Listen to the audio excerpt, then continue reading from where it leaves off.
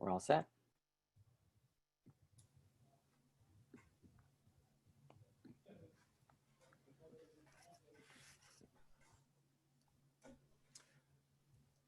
Hi, everyone.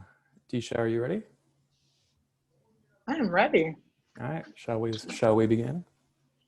Let's begin. Yes. So I want to just thank everyone for joining us for the 1619 Project Series. We encourage you to attend the whole series. We have a lot of great conversations for you. But I want to ground us first in the 1619 Project. Just, it's retelling the history of the US by foregrounding the arrival 401 years ago of enslaved Africans to Virginia.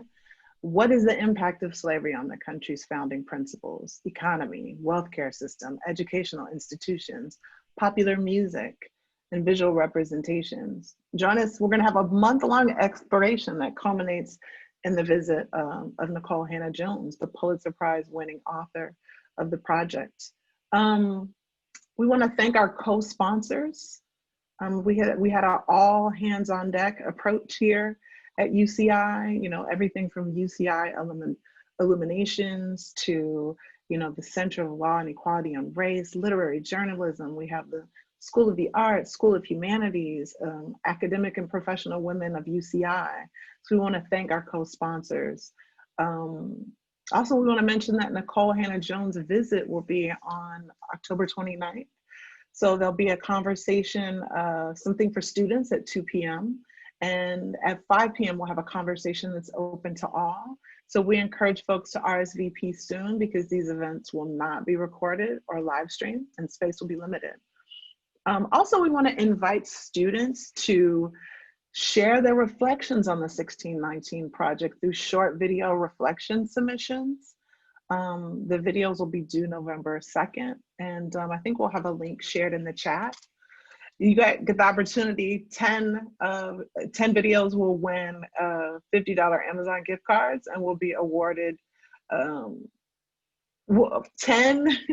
$50 Amazon gift cards will be awarded to reflections selected by random drawing, and select videos will be featured on the Humanities Center social media.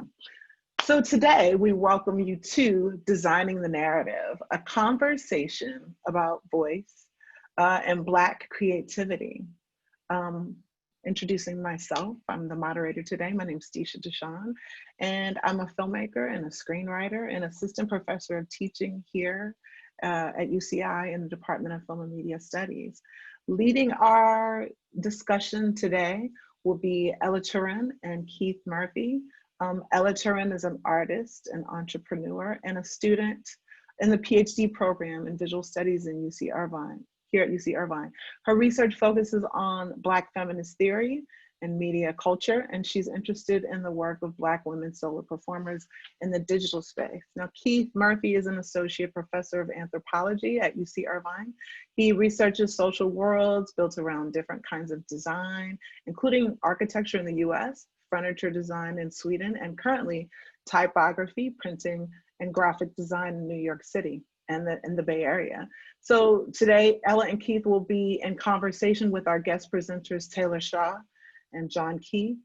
Taylor Shaw is the youngest CEO in animation and one of the brightest game changers in Hollywood. She created Black Women Animate, the first and only studio designed to change the world of animation by consciously hiring women and non-binary animators of color. Taylor is a visionary, creator, a writer, an activist tackling representation across the media landscape, one industry at a time. She's a thought leader who has been featured in Forbes, Deadline, Hollywood, Emmy Magazine, Variety, and more for her work empowering marginalized voices in entertainment. John Key is an illustrator, designer, a fine artist whose work across different media addresses themes including Southernness, Blackness, queerness, and family. He is half of the Brooklyn-based design studio Marcos Key, which works with arts and culture institutions, nonprofits, and other organizations in North America and the Middle East. He's also co-founder and design director at Codify Art, a multidisciplinary collective dedicated to creating, producing, supporting, and showcasing work by artists of color, particularly women, queer, and trans artists. and he is selected by Forbes 30 Under 30 Art and Style List for 2020. John also contributed illustrations to the original 1619 project publication. So we welcome them both, and we're going to start with Taylor Shaw. Thanks so much, Disha, and everyone, Keith, Ella, everyone at UCI. Really is such an honor to be in conversation with you. And I can't wait to dive in and, you know, share, but I think I'm going to learn a lot from everyone on this call, especially you, John. I can't wait to hear just who you be, and really loved your contributions, John, to the 1619 project. So very beautiful work. Who I am, it is my purpose to build equity and entertainment for Black women. That is all Black women in films. And BWA Studios is really, you know, for me, a love letter to Black women, and knowing and seeing how talented, beyond capable, and just truly how gifted we are at building worlds, and how gifted we are specifically in the animated space. You know, in the world of animation, diversity, inclusion, equity, it's not happening. So what I hope to bring to this conversation is a lens on what it means to own the table, and what it means to build on the work of the 1619 project, in educating us on, you know, we've been, there's so much history that has not been addressed. And so let's really work together to build equity. So that's what I hope to bring. I love to quickly share some work that we just worked on as part of the Breathe Act, which I'm hoping everyone has heard of. If you haven't, I believe you can go to thebreatheact.org. It is a piece of legislation that's being worked on by the Movement for Black Lives. And so we, in partnership with another production company, worked on some of the animation for that piece. But I would love to share just a very quick snippet so we can get into the conversation. All right.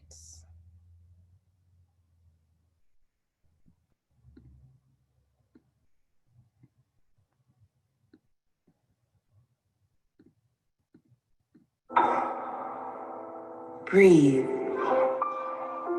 To be alive, remain alive, breathe. To feel free of restraint, breathe. Is this what liberation tastes like? Breathe. Fresh air exposition, breathe. Rest after exertion, I can't breathe.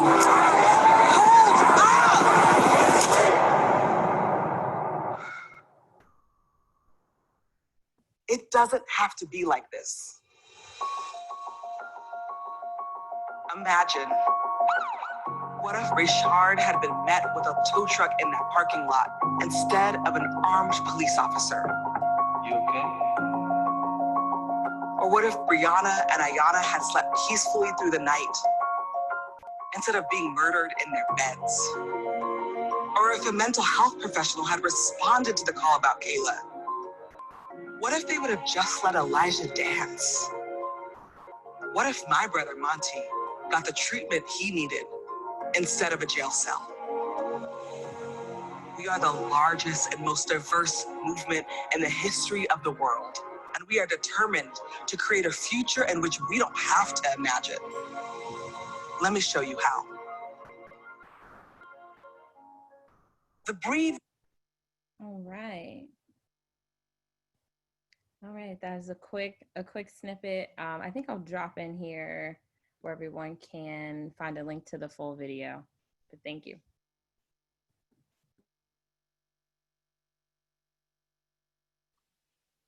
Okay, so now we're going to go to John Key. It's my turn. I'm like crying. Sorry. That was very powerful. Thank you so much, Taylor, for sharing. That was very powerful. And thank you to Keith and Ella and Judy and Ryan and everyone for inviting me to come and share my work. I'm so honored to be here. I'm so honored to be a part of this amazing mission, this amazing programming that is really centering conversations that need to be had, particularly at this critical time. So I'm going to share my screen. I have a little presentation. I had so much I wanted to add, but I'm going to try to keep it short. Hi,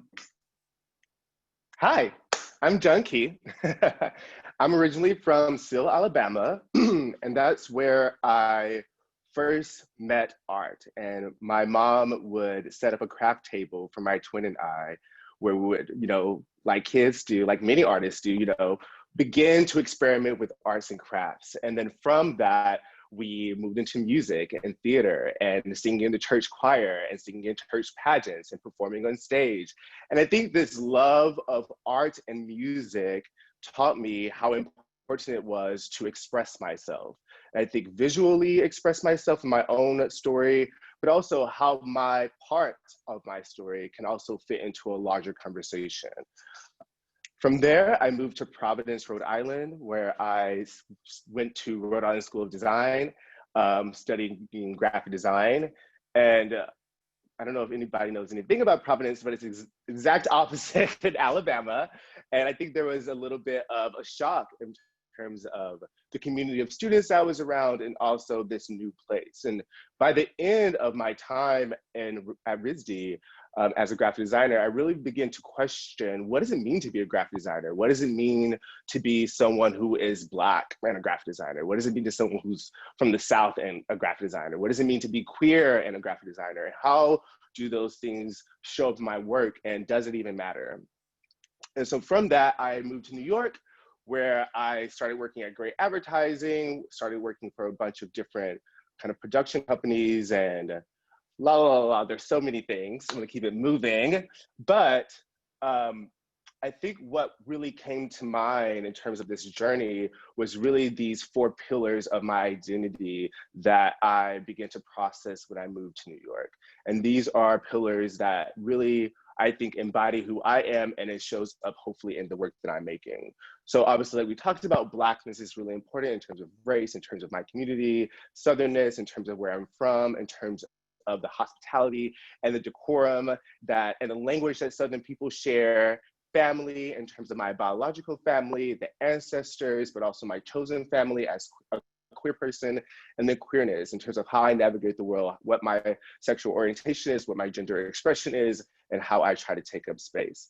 And from this, I think expands so much. And I think what's interesting is that everybody has their own personal narratives, their own personal histories, and their own intersections. And when you start to investigate those intersections, there's a history there. There is a lineage there. There are contemporary instances there. And so this, for me, has been such a transformative space in terms of figuring out historical instances of things I'm interested in, figuring out contemporary instances of things I'm interested in, and also language that I can use to talk about my work.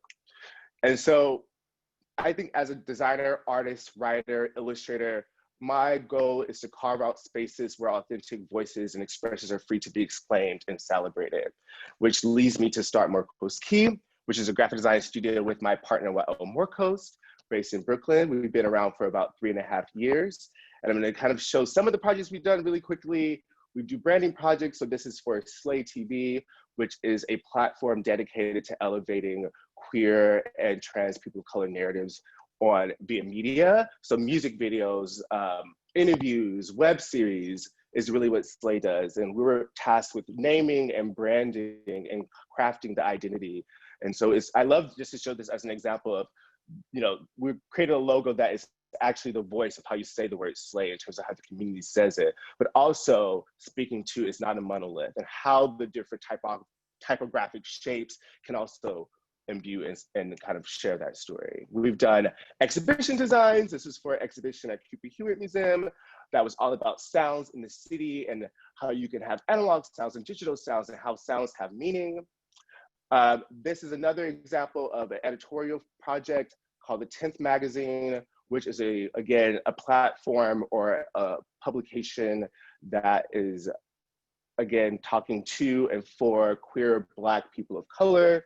and that really talks to the different intersections of our community. So this issue is specifically about technology. This issue was about romanticism and this idea of artistry and living your truth, and kind of what are historical instances of the Romantic era that still inspire and reflect it in our communities today.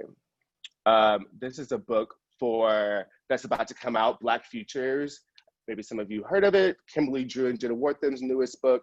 We designed the book with them, so it was an amazing collaboration. And again, thinking about all of these different intersections that I talked about at the beginning, this is an amazing project with 100 contributors in terms of essays and artists and poets and writing, all talking about what does it mean to be Black, and what is an imagined future for Blackness.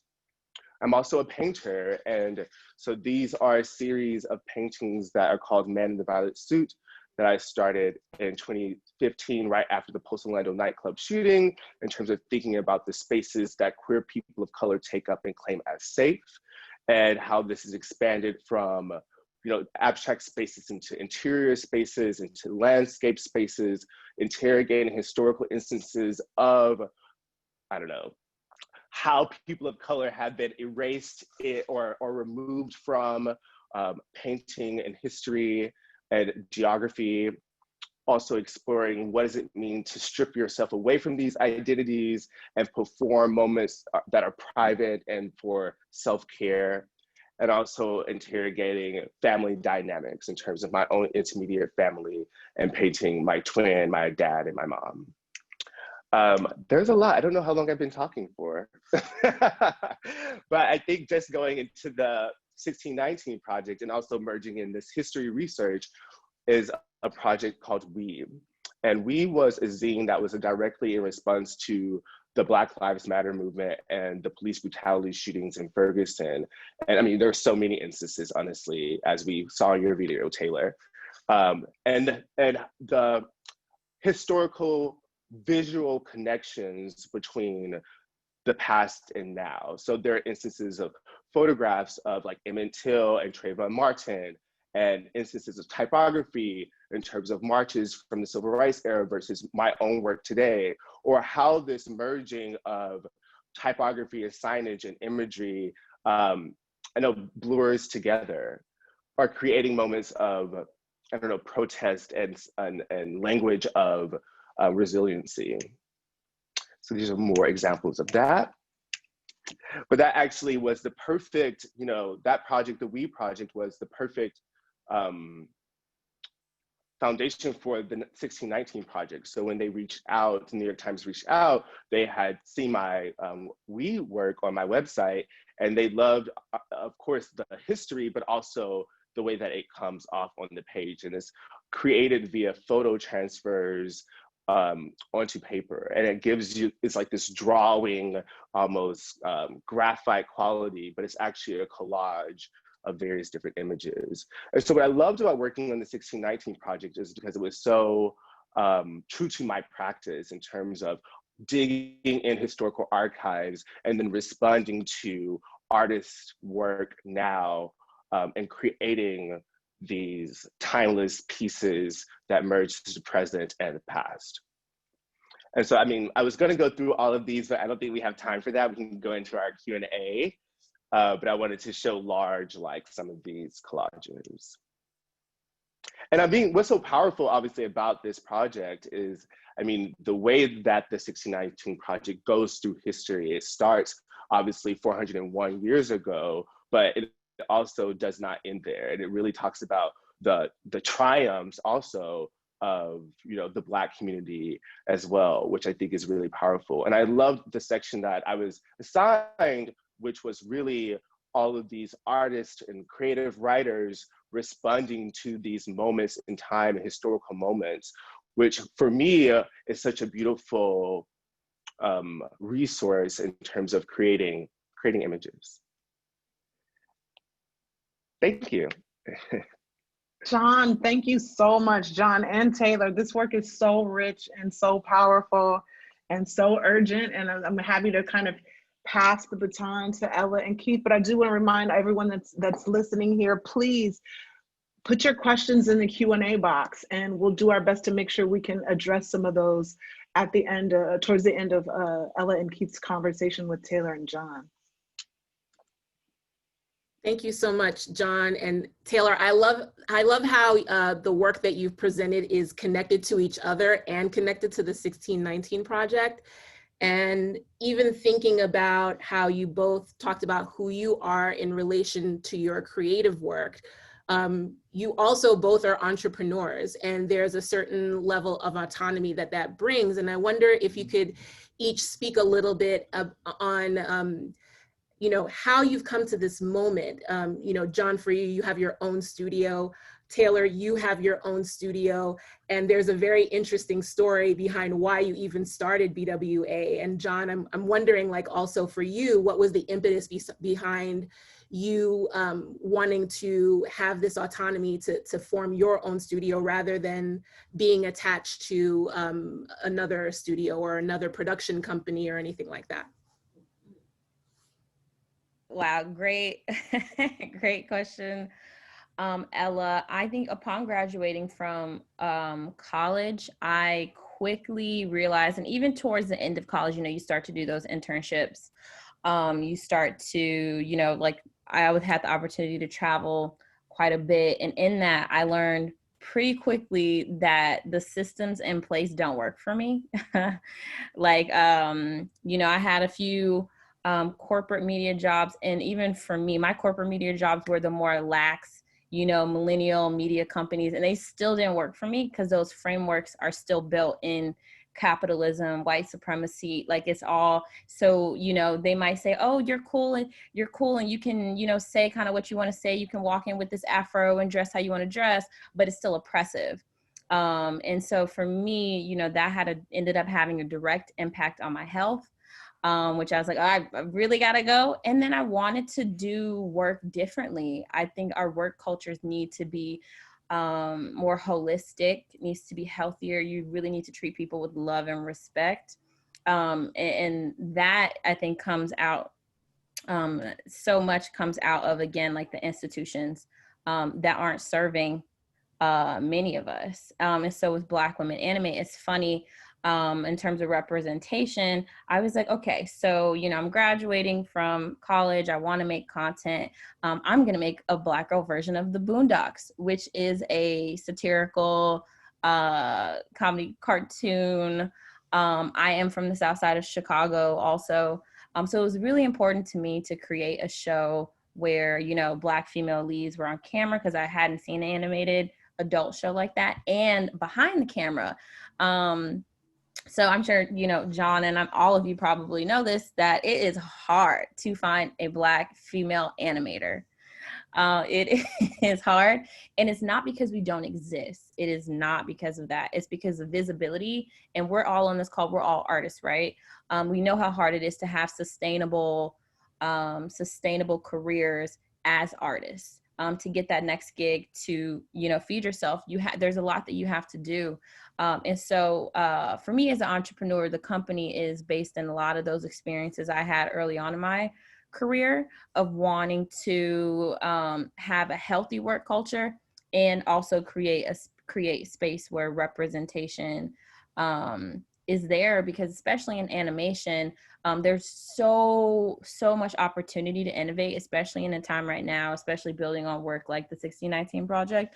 So yeah, it's really important, I think, to move away from having a seat at the table, move towards us owning the table. And so, like, what does that conversation of equity look like? And as business owners, how do we, you know, stop and say no to systemic and systematic oppression across the board?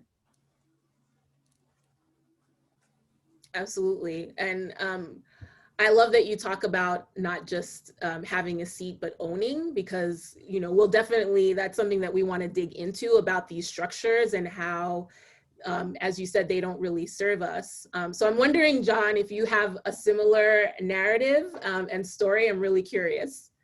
Yeah, I mean, so when growing up in Alabama, my dad and mom were small business owners. My dad owned a construction company, and it still does. And so growing up, I saw my parents own their own business, talk about finances at home. We would go on the job site as kids and all the way until I moved away to college, helping our dad work. And my parents overly emphasized that in order to be successful, you had to own your own business. That's what they wanted for us. That was their goal. And I think immediately when I got to RISD, you know, after discovering that you can be a graphic designer, you know, and that is something that is real, I met Wael, my partner, Wael Morcos, and we met, you know, of 2012, so my penultimate year there. And I think finding a collaborator that also shares your vision, also can push you, that someone that you can learn from and that you can teach to is, we were just such a great situation that I knew. And so we were just collaborating, working on projects, freelancing. You know, we moved to New York, we both had full-time jobs, but we went, you know, home every day and still working on projects together alone. You know, a lot of the work that I was doing when I first moved to New York was in advertising. I was working for, you know, clients like Robitussin and Emergency and, you know, not great things. And it wasn't really until like the Whitney Museum, which was really amazing, that I got to work on. But so I think I was, you know, was trying to find work that I was really excited about, work that inspired me, and also was trying to find a community of designers that looked like me too. And like, where are the mentors for, you know, young Black designers, young queer designers? So yeah, and I think, you know, I had so many, I mean, work is terrible always, you know, like particularly working in New York and working as a young queer person, and you have so many ideas and then you're met with like crazy stuff like, why are you doing this? This isn't a diversity campaign, and just like crazy stuff. And so you have to, and so I very quickly realized that, that I wanted to be my own boss, just like my parents, you know, told me and showed me growing up. And I think, I mean, I knew from an early age that I wanted to do that. And so now running Morcos Key obviously is amazing. And I think how we founded Morcos Key, I mean, as I was saying, we were freelancing, working together. And then we got one freelance project from Ellen Lupton, which is a designer, and she runs the Cooper Hewitt Museum, or is a curator at the Cooper Hewitt Museum. And she offered us to do an exhibition design there. And in order to work with them, we had it to be a certified, registered company. And so that was nudge. you know, we were talking about it for a few years, and that was like, okay, it has to happen now. And so that was a few years ago. And I think, again, just like Taylor is saying, like the responsibility, the accountability, being able to manage your own schedules, being able to create the work environment that is best for you, best for your employees, being able to hire people that you want to see, you know, in your career field, in your industry, I think is really important. I wonder if you can then make the leap from then when you started your companies to this moment, when we're dealing with all of these different kinds of things. We have a pandemic happening, we have elections coming up, and we have uprisings happening all over the country, in fact, all over the world. And what does it mean to be creating the work that you're creating in this particular moment? Yeah, I mean, I guess I can start. I mean,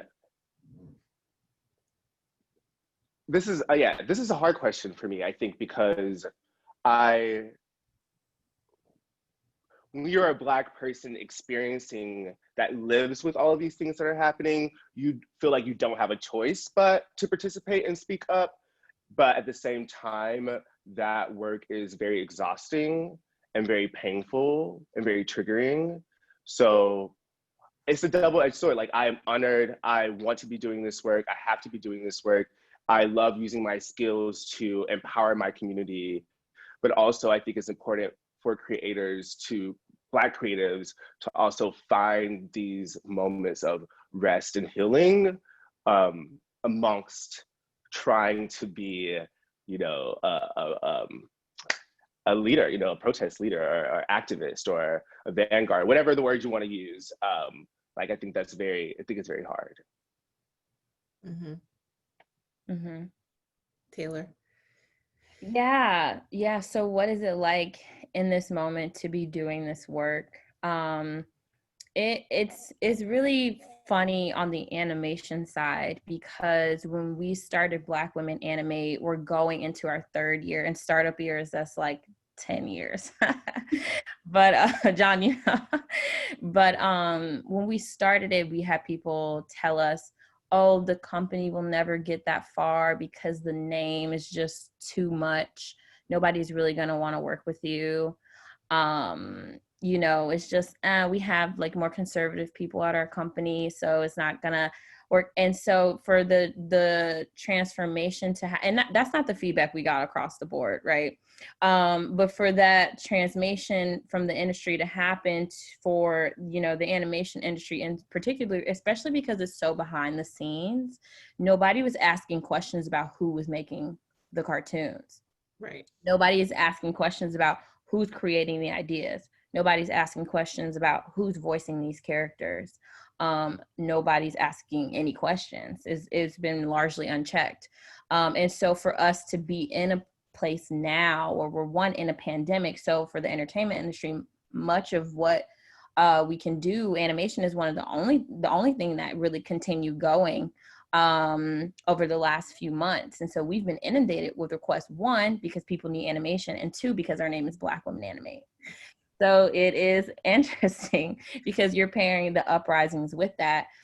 And so I would say in this moment, it feels like it's time. It really is time. It's time for animation to transform. It's time for the media industry, the executives, animation to step up and to recognize that what you've been doing has not been working, and we have to shift and change the culture. And now that I've had this experience of never being okay in a corporate setting, even though I've probably, because of my different privileges, been accepted in it, but never really being okay. And then starting a company that lives outside of the confines of what's already established, and having been kind of like shunned as a new kid on the block, but then now being embraced as the person that has been kind of like, oh, I'm not going to conform. We're going to do something different over here. It's a very interesting time. And I think, to John's point, it takes a lot of energy, a lot of stamina, and a lot of persistence. And so it is important that us as creatives, creative leaders, and art has a really important part to play, I think, in these times right now. But for us as creative leaders, it's also important that we do what we need to do to take care of ourselves, and rest and joy is a part of that.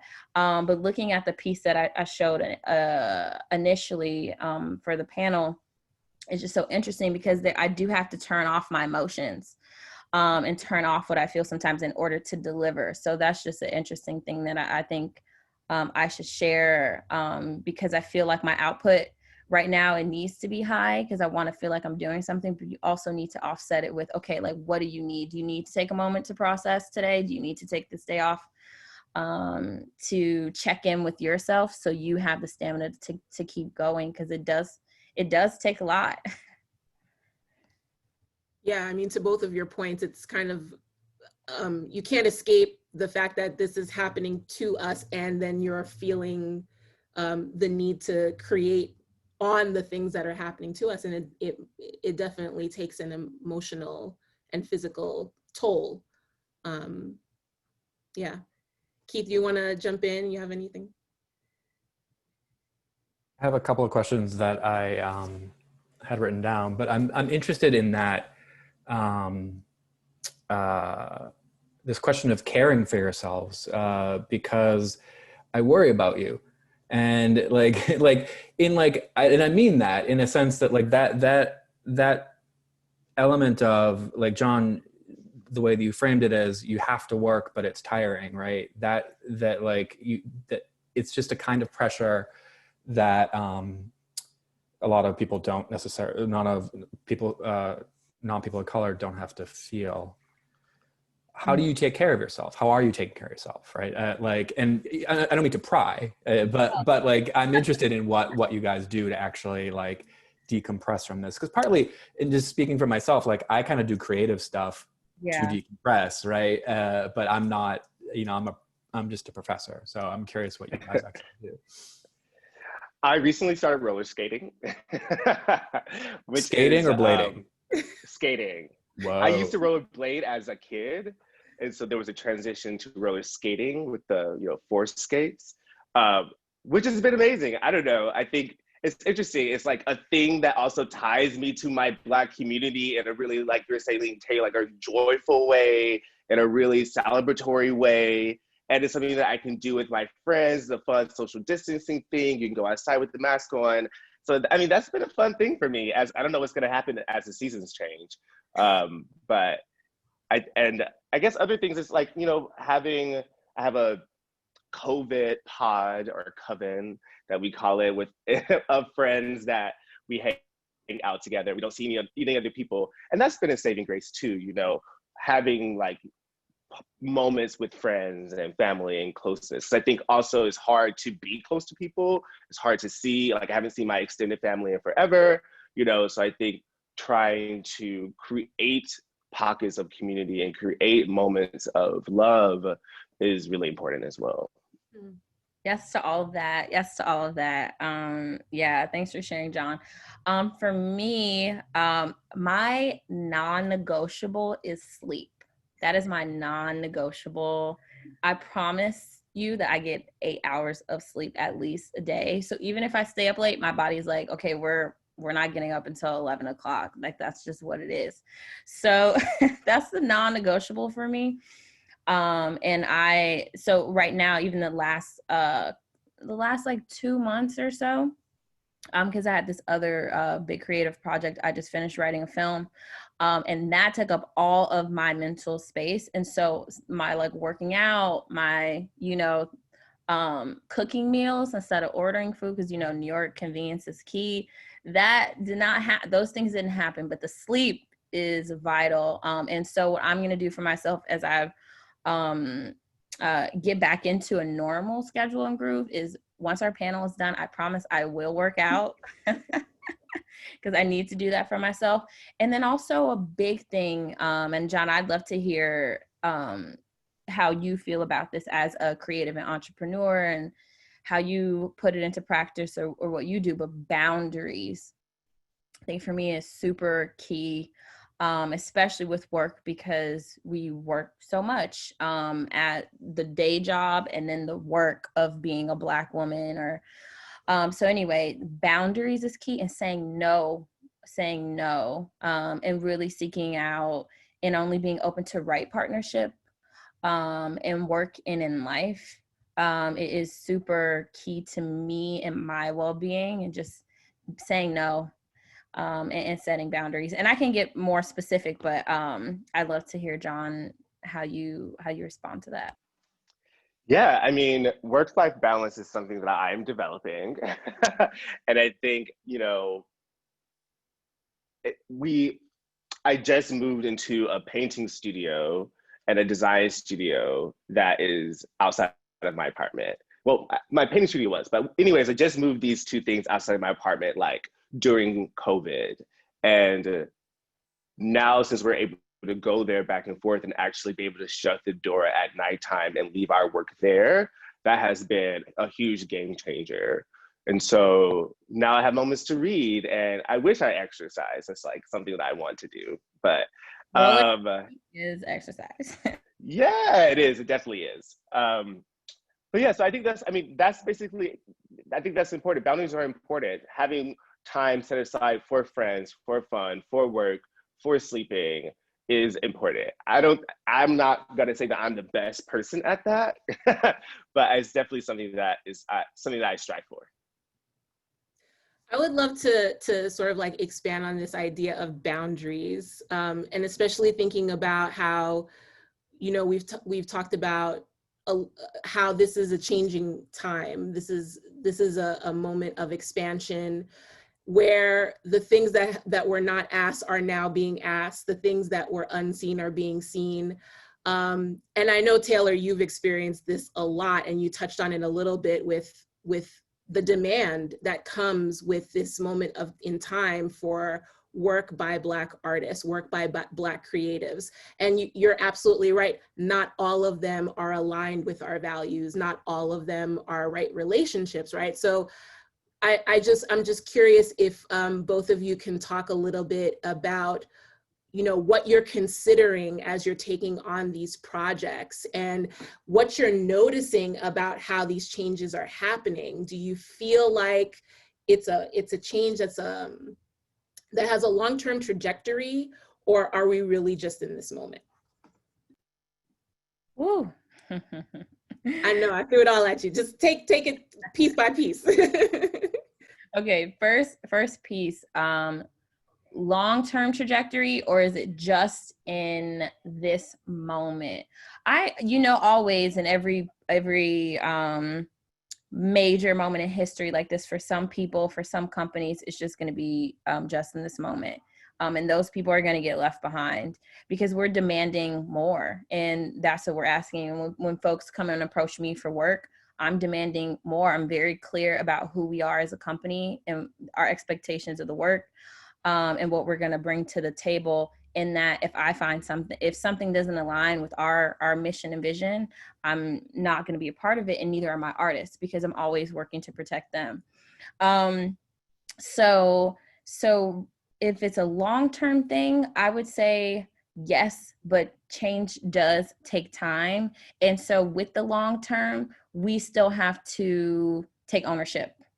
It is my feeling. It's still, okay, so we do production services work. Yes, the work that I take on is aligned with, and that's commercial work. Yes, the work that I take on is aligned with our mission and vision. Yes, but we are going to be and continue to be a content company. And so the goal is for us to make our own content that is reflective of the diaspora. That is not just, hetero, the same stuff that we've been seeing. Like, we have the responsibility to take ownership there. So then we are the pioneers, we're the leaders of the real change, versus me expecting an industry that doesn't even have stats on the number of women of color, trans women, non-binary folks in animation. For me to trust the industry with the long-term change, it's just not going to happen if we aren't pioneering it.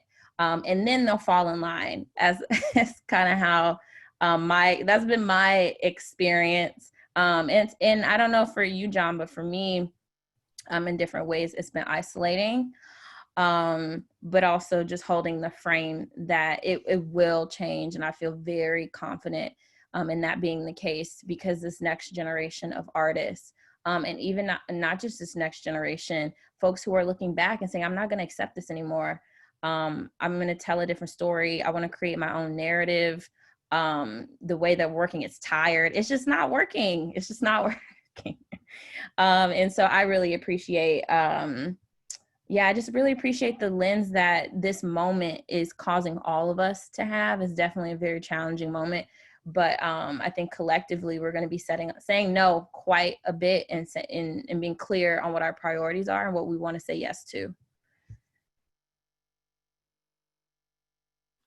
Yeah, I agree with all of that. I mean, our studio has also been getting a flood of projects and assignments. And, I was talking with Silas Monroe, who's a graphic designer based in LA. I'm not sure if anyone knows him, but you should look up his work. He's amazing lecturer, talks a lot about history and archiving and different projects, But we were having a conversation about the same thing, about, is this a trend? Like, do people just feel bad right now? They want to have some sort of reparations by giving, Black people or queer people jobs? Or is it something that's going to last? And I think, I hope that it's something that's going to last, personally, obviously. And I hope that, this moment that we're in is making, the world more aware of the power and the strength and the brilliance of our community that exists outside of trauma and pain. This is kind of an example. I was working with a newspaper to do illustrations, another newspaper to do illustrations. And, I had a lot of questions about why they like how they found the artist, why they approached the artist this way to make work that was specifically in response to, again, Black Lives Matter and protest. Have they worked with these artists before in other instances about technology or love or happiness or just other things that don't exist with us processing our trauma through an image? And, you know, I didn't get a really good answer. And I think, you know, that is also the problem. You know, it's also the responsibility of these organizations to do better, you know? And I literally told her, like, you just have to do better. Like, this is not acceptable. Like, you can't just hire Black people to do triggering work when you don't hire them to do anything else. All of these 8 illustrators you worked with, you should hire them again to do another project. And I think that type of stance too helps, you know, being very clear in these rooms of like, you know, we just can't accept that. That's not okay. Yeah, I mean, there's so many things. I don't know, what else, what other things did we say in this question? A lot of, but I think you got to the point of it about, you know, what we're talking about, boundaries, but not accepting it. But both of you talked about not accepting the things that do not serve you as a creative, that do not serve you as just a human being, right? That we can't expect to just be there represented in numbers, but there has to be meaning, but there has to be also all these other things, like treating folks as whole people, that you need care, you need compassion, you need empathy, you need respect, right? And an understanding for sort of like the cultural significance of what you're asking folks to do is something that, like you said, Taylor, before, has not been required. It is a requirement, but it has not been required. And I think there seems to be a reckoning and an opportunity for folks now to step up and make those requests requirements rather than requests. Yeah, totally. And I think long-term, the companies that treat and institutions that treat this or treat people, like, move towards our rights as humans, that is the future. That is what the next generation is requiring.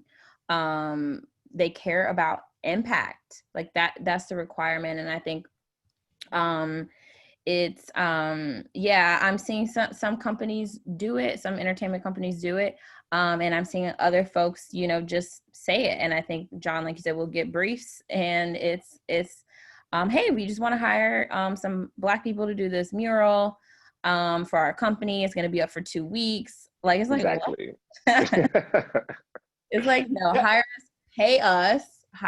pay us, and respect us, and respect the work and the art. Because as you were saying, John, a lot of it is re-traumatizing, and don't put us in a box of, oh, you can only do this. I think that's also very important. Yeah, I love all of that. This is really interesting to hear, because this was really a part of the conversations that Disha and Elle and I were having when we were putting this together, particularly because Disha, I don't want to put you on the spot, but was very much like, you know, we need representation is one thing, but like, and thus the title of the event, having a voice where you can actually be the human speaking into this and producing in this world is way more important than somebody else's idea of what representation is. Did you want to say more about that, Disha? Again, I don't mean to put you on the spot, but. No, I mean, I don't know. Should we transition to the Q&A too? Because I was going to say a little bit before we did that. We could. But I'll say this before I jump over.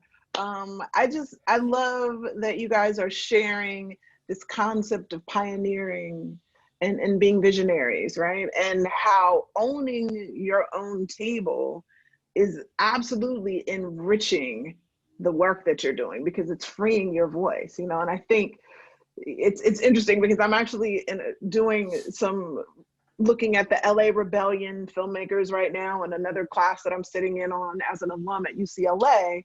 And I feel like that is the takeaway I want people to get from even looking back in history, is we're empowered when we when we take control of it. So I love that you guys are doing that, but I also love that you guys are reminding people to rest and have joy in the midst of these these challenging endeavors, you know, to pioneer and to make your visions come true.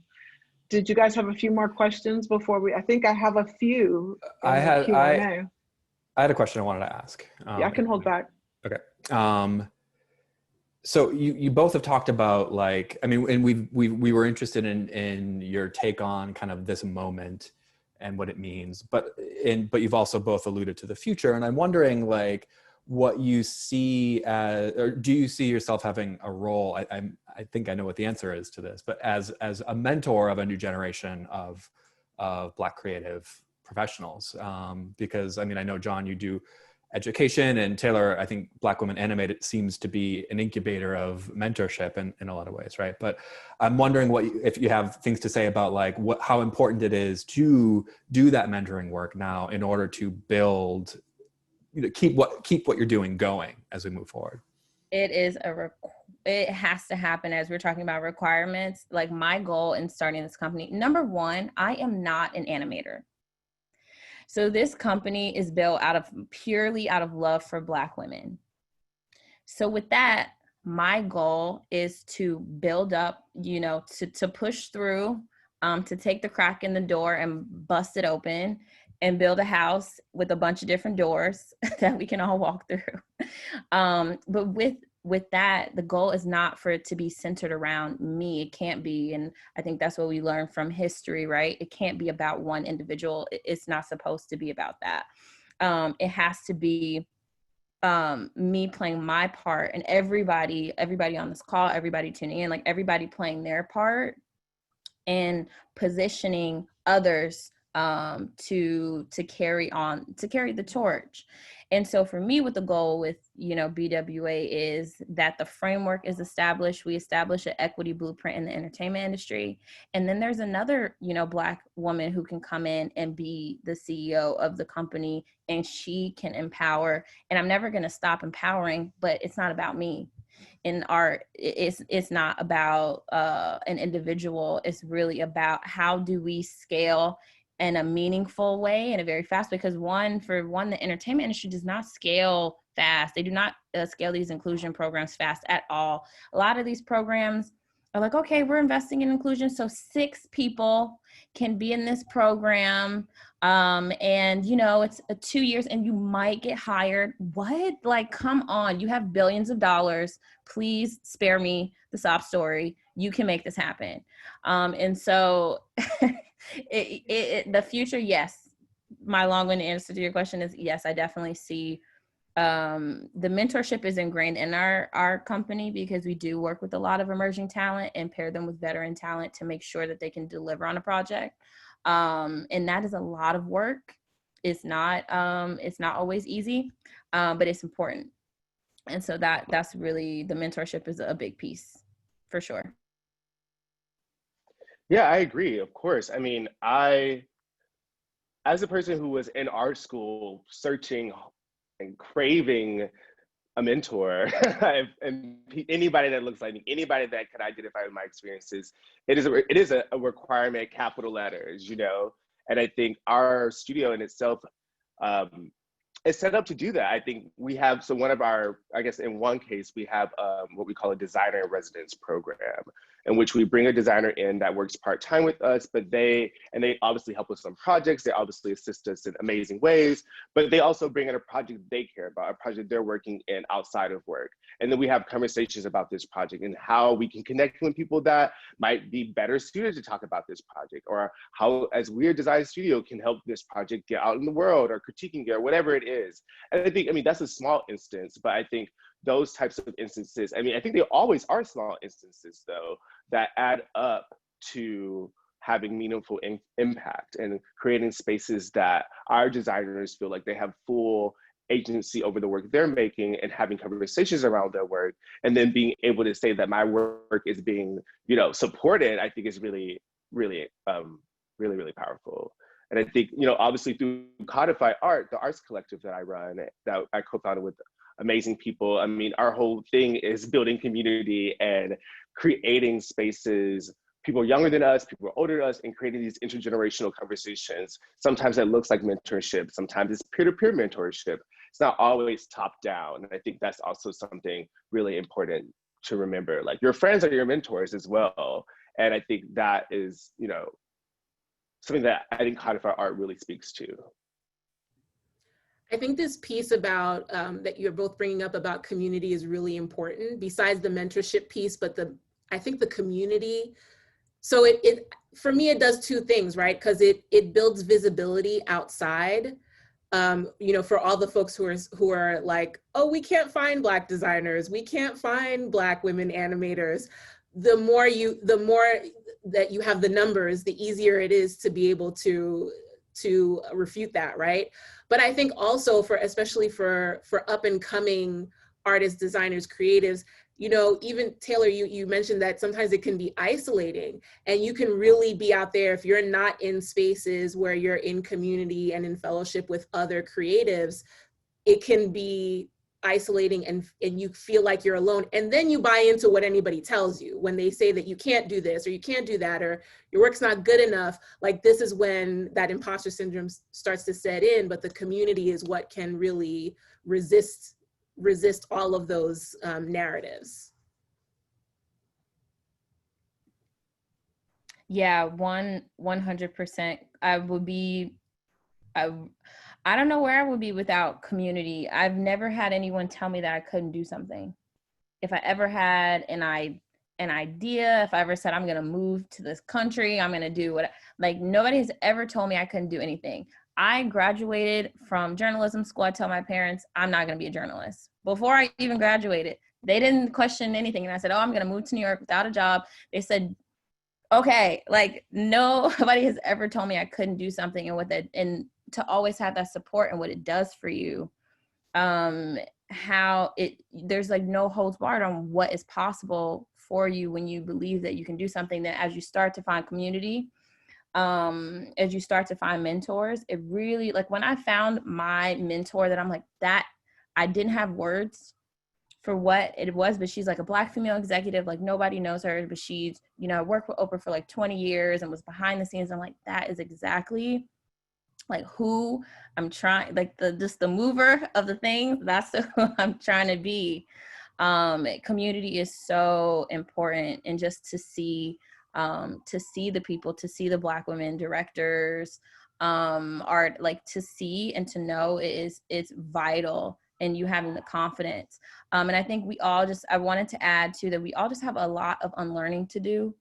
So, you know, white people have a lot of unlearning to do, but we all have been sold this concept of whiteness and capitalism and all. So we all have to do the work of unlearning too, in order for us to be able to show up in community in a way that is beautiful and powerful and transformative. And even beyond us showing up in community in that way, us breaking down these systems, like there's a lot of unlearning across the board that has to happen for that to work. And that's just something that I wanted to add in and make sure I got out. Thank you. Disha, do you want to maybe take some questions? Yeah, I'll go through a few questions. Let's see. Emily says, thank you for these excellent presentations. I'm curious if you could talk more about your creative process, anything that you maybe haven't touched on already, particularly the ways you take pain and violence of some of your subjects and channel them into your art. How do you transform something devastating into something beautiful? And maybe either of you could jump on that. Yeah. John, you want to? Yeah. So my process, I do a lot of writing in my process. And I think writing for me is the way that I can process, can research, can ask questions, can clear my mind. And I think it shows up in my painting practice, it shows up in my design practice, it shows up in my education practice. And I think writing is crucial.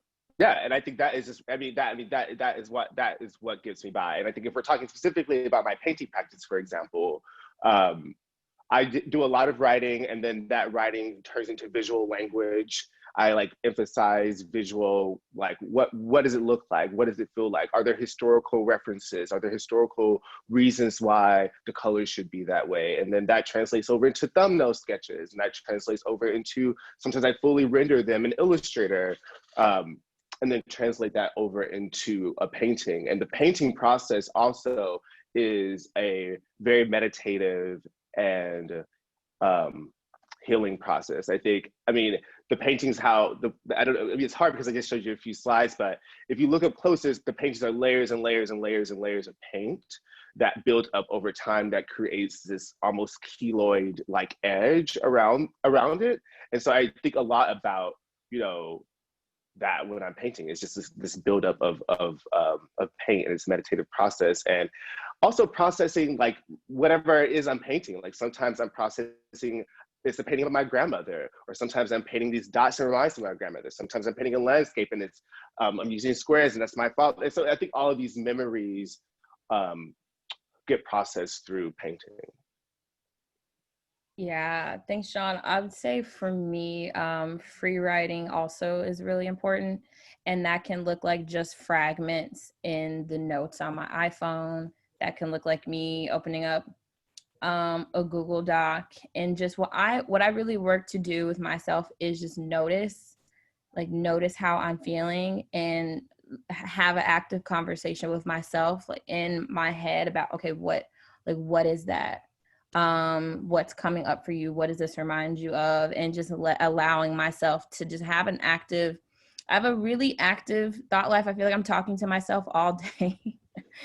And it's because I always try to make sure I'm processing, and not ignoring what I feel. And so I think a lot, and I spend a lot of time with myself. I always feel like I could spend more, and I need more, because there's so much for us to process. But yeah, I think thinking and meditating is very key to my creative process. And then when it comes to the animation side, I find so much joy in like always just finding new artists, and finding and thinking about, you know, different ways to collaborate with them. I just have a running catalog of like hundreds of illustrators and animators. I'll meet people and I'll be like, oh yeah, I'm familiar with your work, because I find so much joy in that. And there's always, you know, I always am like, okay, there's a project down the line where we could work together. And for me, I think the question was talking to the pain of now, collaborating with other artists really supports me in that, because we can come up with something beautiful that allows for all, that can serve as healing for all of us. So yeah, collaboration it really supports me in healing and us being able to talk about it. Because I find, even though I do think a lot, and I have and I'm always processing, there are things that I inherently ignore in order to survive. And so when I hear, just like, I hear my friends say, like, damn, like that really hit me. Like, I'm like, oh, wow, I didn't even think about that. Oh, it's because I had needed to ignore it for me to be able to take all these calls tomorrow. Okay, great. So that is the collaboration, and that thought partnership with others is also really important to my process as a creative. I have two questions that probably go together. So I think, let me try to put them together. This one's from Matthew. Everyone is pretty aware of the myth of meritocracy. While both of your work is stellar, how do you legitimize your work to the corporate arena, if you care to do this at all?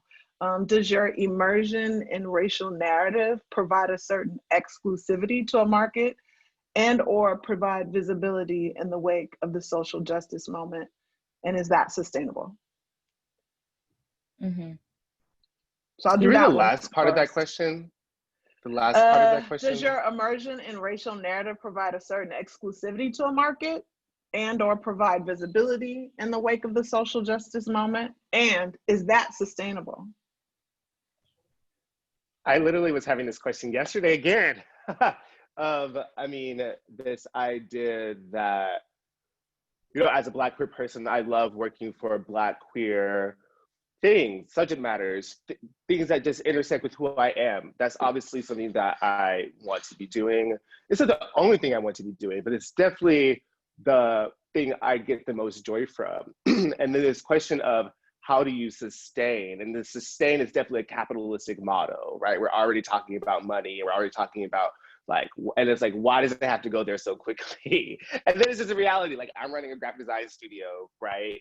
And so, yeah, I mean, I don't know. It's a question that we ask ourselves a lot, but I also just am finding that the more work that you do, and the more that you show people the work that you're doing, and the more people you tell people about the work that you want to be doing, you get more work. And it's always kinds of different work, you know? And I think the more that you are telling people who you are, which can definitely exist in projected identities, but also specific nuances of your own personality that I think can allow you to capture a broad audience. So I think it is sustaining. That's my, I guess, the answer. I think it's sustaining. And then the other question, what was the first part of that question about? Hold on, take it back. The myth of meritocracy, you know, while your work is stellar, how do you legitimize your work in the corporate arena? Yeah, that's a really interesting question. It's not, I mean, I think when I was first starting out as a young graphic designer moving in New York City, I cared a lot about being accepted into the graphic design industry, just because I think I didn't know anyone and I was really alone. And I think now I don't think about that at all, because I've built a community around me that has legitimate, like I am legitimate. Like it's not even a question, like I am legitimate. And so, you know, I think that's a very interesting question. I mean, again, we're talking about like corporate and commercial things, which is like super specific. But I mean, I worked a lot with like art institutions and cultural institutions, like the MoMA and the Whitney and da-da-da-da-da. And that is, I mean, I guess you could say that's legit, but like, I don't know. I was legit before I worked with them. That's right. I mean, and I like, you know, I don't know. I think that's a very interesting question. Oh yeah, I'm like, woo, this whole panel. I love these questions, and John, I love what you said. This question is super important. The idea, just the whole question, the legitimacy, because the reality is, like, as an artist, if you want to live as an artist, you have to, in this society, have money to pay your rent, to eat. Hopefully, you can save a little coin, like. You need money. That's just the world that we live in. And so the question then comes when it's time for people to hire you, especially if you're just starting out, what have you done? Who are you? Like, why you, when there's 100 people who are in this line to work with us, or who we could hire, like, why you? And what I have to encourage, as having lived this, having a young studio, as I've shared a little bit about animation studio, as I've shared a little bit about that industry, and it not always being the most inviting. We do have allies in the industry, other studios, of course, but and it not being the most inviting always, and definitely starting out being met with that question of, well, what have you done? Who are you? Where can I, like, all of that. Is so important that, as John was saying, that we recognize, like, I am legitimate by just being. I am who I am. Me wanting to do work that is representative of my experience. I wouldn't even say exclusive to, because I don't think that's our truth. But the reality is there's just so much work that needs to be done and put out into the world that is reflective of our lived experiences. So I kind of feel like there's a both and of the niche is what I think everybody has to get to as an artist. What is your niche? You care about technology, animals, and you know, protecting the rainforest. I'm just throwing some things out, but your niche thing, that is who you are, and that's what you bring, and nobody else brings that. And you're from Alabama, and you like that niche, that perspective. I love John's kind of, I'm gonna call it like your who I be, like, graph of just like, oh, like queerness, blackness, like that. There is no limit to that. It is inherently sustainable because it's who you are. And there's so many people that if they can't relate to the experience, they appreciate it because you're living in you're living in and showing others like, I know who I am. And I think that is really a huge part of what a lot of us need, is to just know that I, as an artist, I am, as a human being, I am legitimate, period. And then moving from there, when you're coming from a place of, and I have come from this place, definitely as a young artist in an industry that's asking me those questions of, so what have you done? Who are you?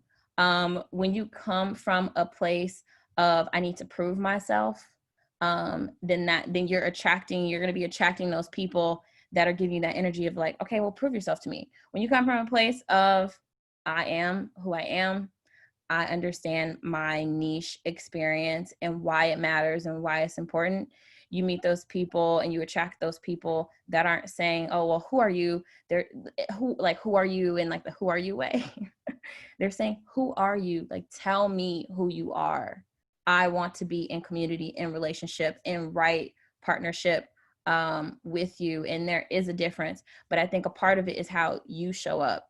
If you're showing up unapologetically, which we all should be, then the attraction to those people. I just love what you said, John, about like, I was me before the Whitney and the MoMA came calling. I was legitimate, and that is the truth. I always love sharing this quote. I think it's from T.D. Jakes, who just so happens to be a pastor, but I like him as a thought leader. But he said, you are yourself in seed form. So you always are, that tree, and you're growing into it. But you're just growing as a seed. And so just holding the fact that you're legitimate always. Sorry if that was pretty long-winded, but I thought it was a good question. It was great. Thank you so much for that.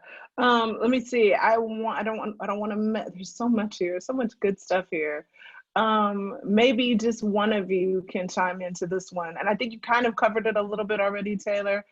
But either of you, as Black creators and scholars, do you think it's more important to focus on that niche or Black audience, or instead of thriving for a bigger global audience? And do those two, and I'm gonna just put this, my extra, do those have to be exclusive into one another? Yeah, one, I'll say that to me, they don't, in my opinion, they don't have to be exclusive. I think we've been taught that. I read a lot of screenwriting books, and it's like, so you should only make movies for white men 18 to 35 if you want to make a movie.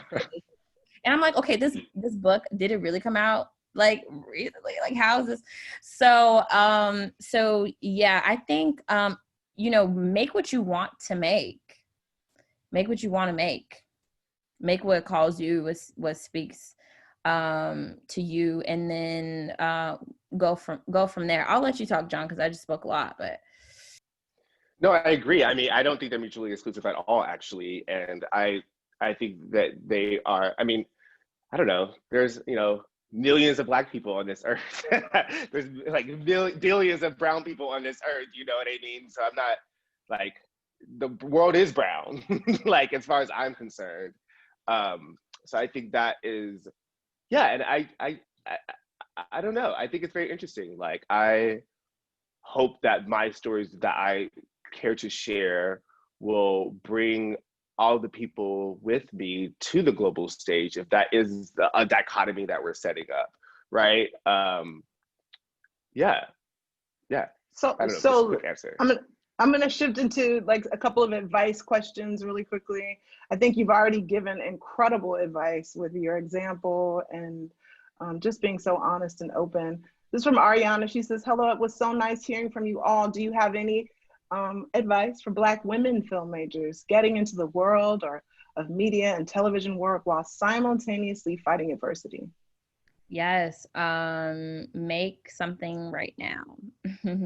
That is my advice. And don't think, like, when you make it, don't think about anything but having something come out of your heart and your spirit, and have it really be a living extension of you. Like, just make something. Like, when I made my first short film, and it was actually in college, and it was about my battle with depression and how I didn't know anything about depression before I was experiencing it. But I thought it was just crazy that nobody talked about it, and other people had experience, and I had no idea. And I was like, what? I have to tell people that this is a thing. And so really just make it now, like make it right now. Because, you know, I know we're in a pandemic, but being in school, like you do have a little more time to, and hopefully a little less worries. I mean, we are in a crazy time, to be able to focus in on it and make it, but make a short, you know, write your pilot or write your feature and just pour your heart and soul into it and don't worry about anything else. And if you want to use it as a tool for healing, which writing is definitely for me, please do that.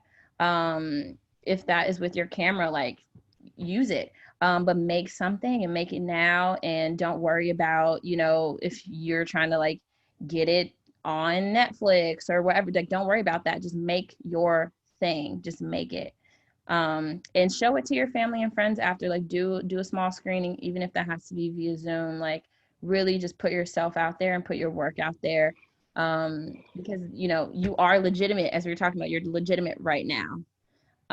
So That's fantastic advice. Maybe one of you want to jump on this one. This is from Carissa.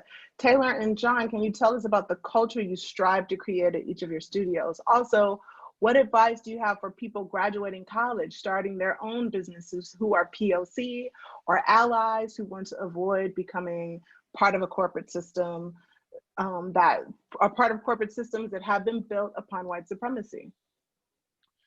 Yeah, I mean, kind of both of these questions. Also, I would add, you know, try to find community, but it's really build a community. Find people that are doing work that you're doing. Email them, contact them. Email famous people, email not famous people. Direct message them. Go to, like, you know, try to find people doing work that you're doing, because there are people doing the work that you're doing. Not your same subject matter, but there's, you know, Black women making films. So try to find those people who are near you, because that is also going to have a big impact. Having dialogue around your work, having communication around your work is huge. Having help. I mean, I don't know. I don't think you can make a film by yourself. I don't know. But so I would imagine you need somebody to hold like the dolly, the lights, something. So there has to be a community, I think, in order to help. That's not the only way to be successful, but I don't think I would be anywhere without all of my friends around me and Codify Art and my partner and all of these people that that have supported me. And then my studio culture, I think that's a good question. I mean, for us, I mean, we're a very small studio. It's me and my partner, Wael, and then we hire maybe 1 to 2 designers at a time that work actually in our studio. And we hire a bunch of freelancers. And I mean, obviously right now we're dealing with way more freelancers, but we still have like 1 designer that still comes into the office. And you know, again, I think having programs like the Designer in Residence and having these opportunities for our designers to share their work and having these conversations about, you know, how design functions in the world outside of just client work is really important. Having conversations, like we watch the news together at lunchtime, we talk about what's going on, well, sometimes, because sometimes you don't want to watch news. And then, you know, I think, but we want a very open studio culture, very chill, very relaxed, very creative. And I think that's what we have. I mean, everybody really, you know, it's very chill. It's very chill and very small, and we're very nimble. So I think that also helps us being able to shift gears and do so many things at one time. Awesome. I'm just going to say, same with my company as John described. And I really, and as we talk about unlearning and supporting, using emotional intelligence is really important. Especially we're working with artists, and we're working with artists of color, and there's extra layers to that experience. Some folks I work with have never worked professionally before. Some folks have worked in corporate settings. And so like we have to teach people the Black women animate way. And there's often a lot of surprise of like, oh, like you actually care about And I'm like, yes, I do care. Yes, I am going to do my best to not protect you from the client, but just set manage expectations and set boundaries with the client. So not just setting boundaries for myself, as I said, but like for others on my teams, it's like, no, you're not going to work on the weekend. No. And sometimes you have to do that. But for the most part, I think, yeah, the emotional intelligence is just really important. And, you know, to me as part of the company. Can I just add also one little piece of advice related to what John was saying about building your community and related to what Taylor was saying about making stuff? Because if you're a student right now, all the people who are going to blow up with you are actually in your classes right now. And so like one of the easiest things and potentially you know, most gratifying things you can do is to build laterally, is to look around and see like who's interested and hungry and wants to make stuff, get a crew together, get your cameras, put it together, and then have a screening for your family and friends, right? You know, if you are able to leverage the resources in your own department, at your own university, at your own institutions to do that, when everybody is climbing up, they're going to remember that you helped them. They're going to remember that you opened a door, and those are the people that you can climb up with. And that's how many people in this industry have been able to come up, because they have ensured that they're working together and building this kind of community. So I just wanted to offer that as well. Yeah, and just to co-sign on that, that's so, I mean, it's just the ethos. It is what it is. And I think, you know, it's so important to build those communities, and you utilize and connect with those communities throughout your career. Make stuff now for sure. People are making stuff, by the way. They are making stuff with their phones and entering film festivals and shooting alone and shooting on Zoom. And I've seen some really fascinating stuff. Can I jump to another quick? I think I have an advice one here. Let's see, hold on. I'm sorry, I lost track of that one. In your endeavor to create communities for BIPOC, do you feel the burden of representation? I already think I know the answer. As in, do you feel pressure to form perfect safe space for all? How do you handle or go about this? It says perfect safe space. Mm-hmm. You know, I do want to create perfect brave space for everyone, and the reality is we are humans and perfection is not possible, and that's something I have worked on and I will continue to work on. Yeah, that's my Black woman stuff. And so yeah, you know, I deeply care. We as I was saying about unlearning, like there's so much work that has to be done beyond the work that is at hand, right? So perfection, I don't think we should be striving for perfection per se. I think we should be striving and to meet whatever commitments are made within our respective companies, within our respective communities. Like there should be a company manifesto, a way of being, and we should all be committed to that. And again, as we talk about, you know, the individual piece of it, that's not just my responsibility. And in terms of feeling pressure, I refuse for it to just be my responsibility. It's all of our responsibility. And so when I ask people when they come into BWA, like, you have to be bought into the vision, because we're all responsible for making it happen. So I will say I do and I do not. I do feel the pressure. I am not accepting the pressure. Okay, I think I have one more here, and I think this one ties nicely into just the whole 1619 project. I think that's about unearthing history and all of these narratives and so much story that's been erased for so many of us. And so I like this question coming from Sean.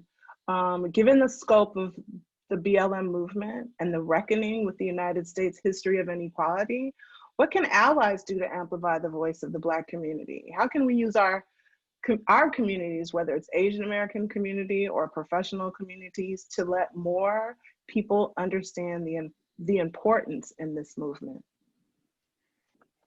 Yeah, I love this question. And I mean, I guess when I get it, I guess I answer it in this way, which I think is very true.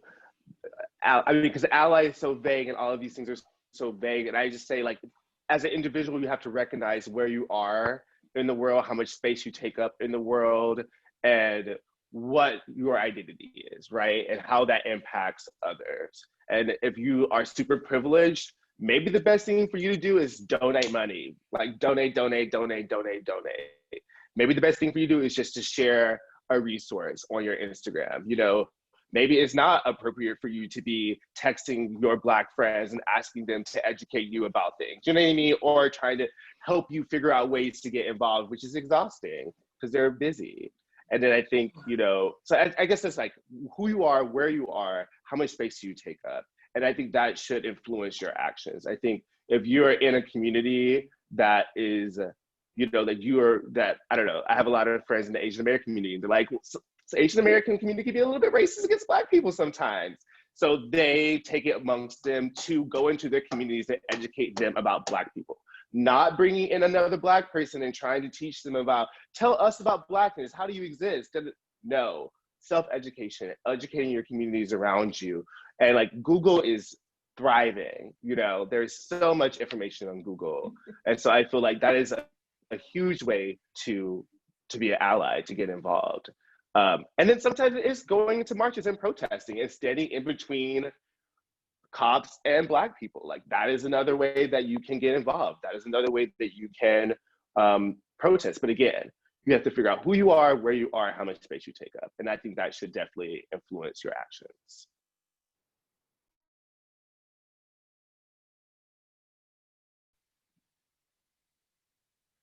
So I think we've covered many of them. I wanted to end on that note because I felt like it was such a positive thing to think about how we can all, I say spread the word, just to chime in on that, like spread the word, do the work, self-educate, like John said, you know, if you have the privilege, stand in between yourself and be a buffer, educate your own communities, uplift other people's voices, right? Share a movie, share the art, share the work that people are doing. I think that's awesome. So thank you, you guys. There's been so many great thank yous in the Q&A box. I hope Taylor and Jonathan and Ella and Keith, you guys are seeing these wonderful thank yous and comments. Let's see, I want to encourage the audience. Let's see, on Thursday, I guess we should have it, there we go. On Thursday, we have more events. So please come out to more of these 1619 events. On Thursday, October 15th, we have one on race and health entitled Intersecting Realities, Health, Race, and Ongoing Legacies of Slavery and Jim Crow. We're going to circulate a post-event survey, and you'll get that via email. I want to encourage everyone, not again, I haven't said this yet, but do the census. The last date is October 31st. Register to vote. We're talking about voice over and over again. Please register to vote. October 19th is the deadline for that. And go out and have your voice heard. Vote, vote, vote. Again, I want to thank John, Key, and Taylor Shaw, Ella, and Keith. And thank you guys for coming out and sharing and hearing this conversation with us. Keith, did you want to say something? Yeah, I just want to say one, like I had like really high expectations because I really respect both of you and obviously my colleagues. But this has exceeded those amazingly. And I wish I could give everyone a hug, but there's at least two things preventing that from happening. So at some point we will all have a group hug. But absolutely. Thank you both, and thank everyone for attending. I hope this was a good experience for everyone. It was for me, for sure. Thank you both. And thank you, Disha, for such great moderation of the questions. Thank you guys.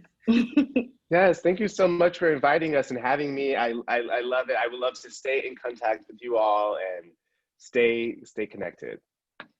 Definitely. Same here. Right. Thanks This has been just so, oh, I feel I have a lot of life. I've been saying woo this whole time. So yeah, thank you so much. This has been such an amazing experience. Thank you. Thank you. Thank you all. Thanks everyone for coming. Bye. Bye.